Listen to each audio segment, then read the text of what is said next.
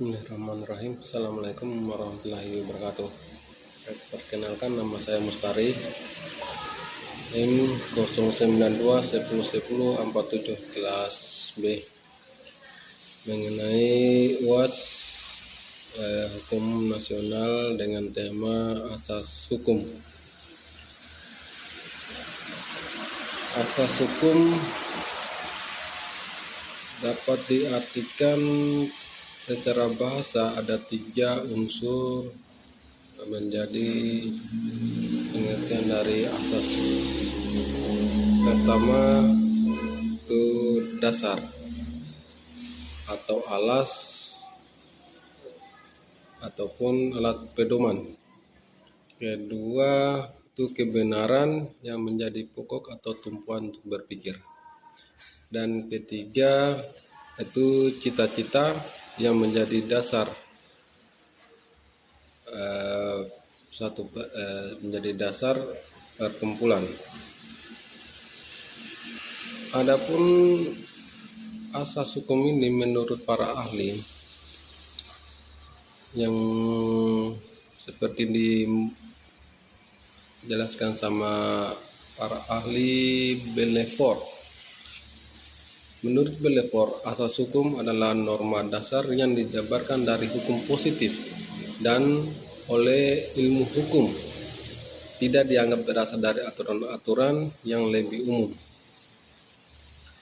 Asas hukum umum merupakan berpengendapan dari hukum positif.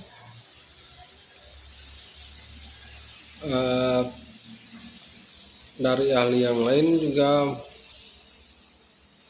berpendapat, itu Sacipto Raharjo berpendapat unsur yang penting dan pokok dari peraturan hukum, asas hukum merupakan jantung dari peraturan hukum karena asas hukum merupakan landasan yang paling luas bagi lahirnya peraturan hukum. Asas hukum menjadi jembatan antara peraturan-peraturan hukum dan cita-cita dengan cita-cita sosial, pandangan etis masyarakat.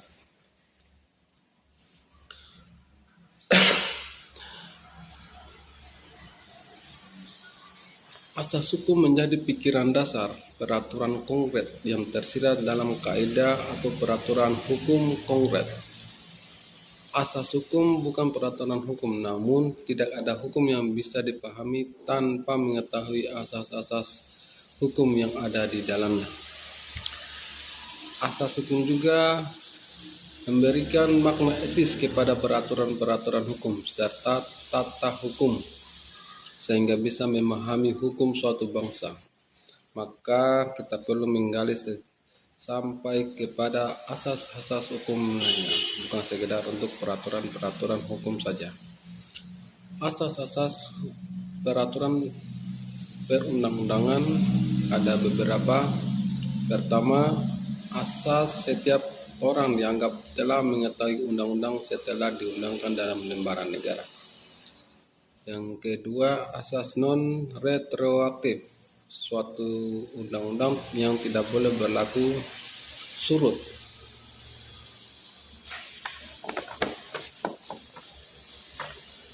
Yang ketiga, lex special derogat legi generali, yang berarti undang-undang yang bersifat khusus menyesampingkan undang-undang yang bersifat umum. Yang keempat, lex posterior derogat legi priori, yaitu undang-undang lama yang dinyatakan tidak berlaku apabila undang-undang yang baru mengatur hal yang sama. Kelima, lex superior derogat legi inferior, yang artinya peraturan yang lebih tinggi derajatnya menyesampingkan peraturan yang derajatnya lebih rendah. Keenam, ada undang-undang tidak dapat diganggu-gugat. Ini berarti siapapun tidak boleh melakukan uji material atas isi undang-undang kecuali Mahkamah Konstitusi.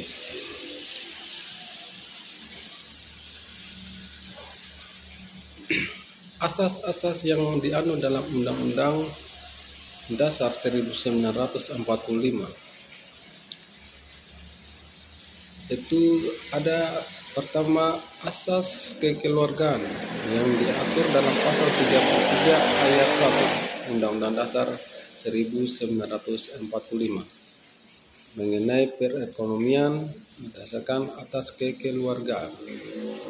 Yang berikutnya asas kedaulatan rakyat, yakni kedaulatan di tangan rakyat dilaksanakan sepenuhnya oleh Majelis Permusyawaratan Rakyat. Yang ketiga, asas pembagian kekuasaan, di mana kekuasaan dibagi atas kekuasaan legislatif atau DPR, kekuasaan eksekutif pemerintah, dan kekuasaan yudikatif atau kehakiman. Berikutnya ada asas negara hukum dengan prinsip rule of law. Ciri-cirinya meliputi pengakuan dan perlindungan hak asasi manusia, peradilan yang bebas dan legislatif dalam segala bentuknya. Yang kelima, asas kewarganegaraan yang terdiri dari ius sanguinis yang menetapkan kewarganegaraan seseorang berdasarkan atas keturunan atau pertalian darah. Yang kedua, ius soli yang menetapkan kewarganegaraan seseorang berdasarkan tempat atau negara tempat dia lahir.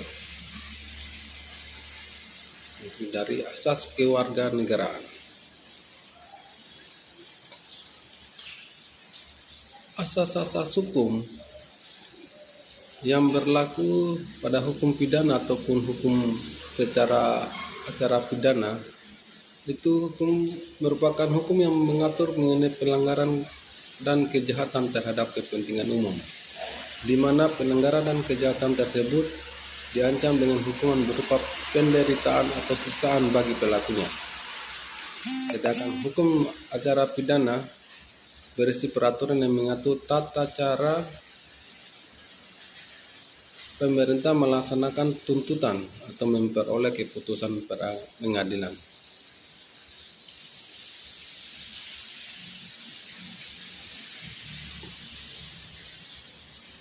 Ada beberapa asas yang menjadi pokok dari hukum pidana dan hukum secara pidana, seperti asas legalitas, asas culpabilitas, atas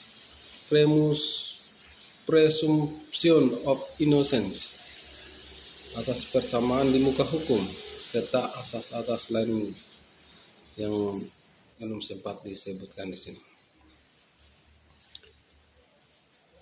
Asas-asas hukum menurut ada beberapa asas dalam hukum tata negara.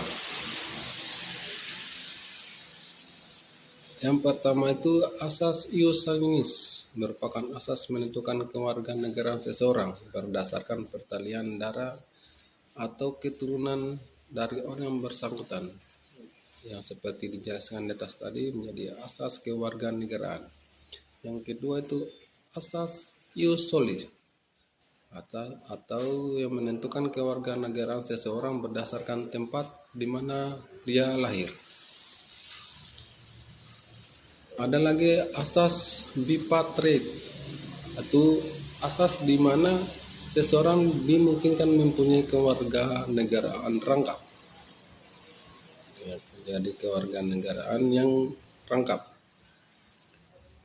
Berikutnya ada asas apatride, yang berarti seseorang yang sama sekali tidak memiliki kewarganegaraan. Ada lagi asas desentralisasi, di mana asas urusan pemerintahan yang telah diserahkan oleh pemerintah pusat kepada daerah menjadi tanggung jawab dan wewenang pemerintah daerah yang bersangkutan. Lanjut, ada kiriman, tolong diterima. dekonsentralisasi, Asas di mana urusan pemerintah pusat yang tidak dapat diserahkan kepada pemerintah daerah dilakukan oleh perangkat pemerintah pusat di daerah yang bersangkutan. Lanjut, ada asas Medebewin yang berarti tugas pembantuan, yakni penentuan kebijakan perencanaan dan pembiayaan tetap di tangan pemerintah pusat, tetapi pelaksanaannya ada pada pemerintah daerah. Ada lagi namanya asas welfare state atau negara kesejahteraan.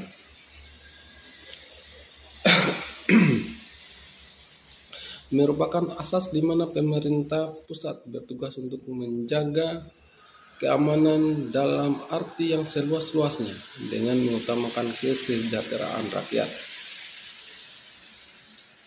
Ada namanya juga asas non-lisensi, yaitu asas yang lebih berkaitan kemerdekaan atau kebebasan menyampaikan pendapat dalam bentuk lisan. Ada lagi namanya asas naturalisasi, yang merupakan di mana seseorang yang telah dewasa yang mengajukan permohonan menjadi warga negara melalui pengadilan tinggi. Ini banyak-banyak yang dilakukan para pemain bola ini, yang karena ada kaitan ataupun keluarga atau orang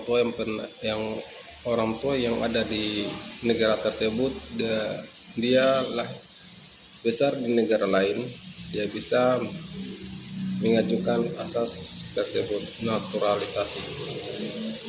Jadi bisa merupakan bermohon menjadi warga negara di mana dia akan tinggal atau negara yang dia akan tuju.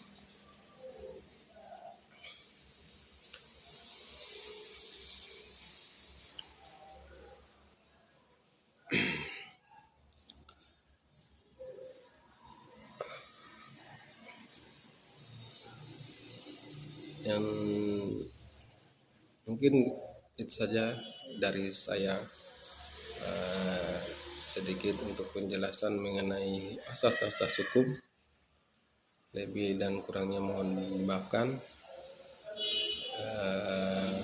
Ucapkan terima kasih. Assalamualaikum warahmatullahi wabarakatuh.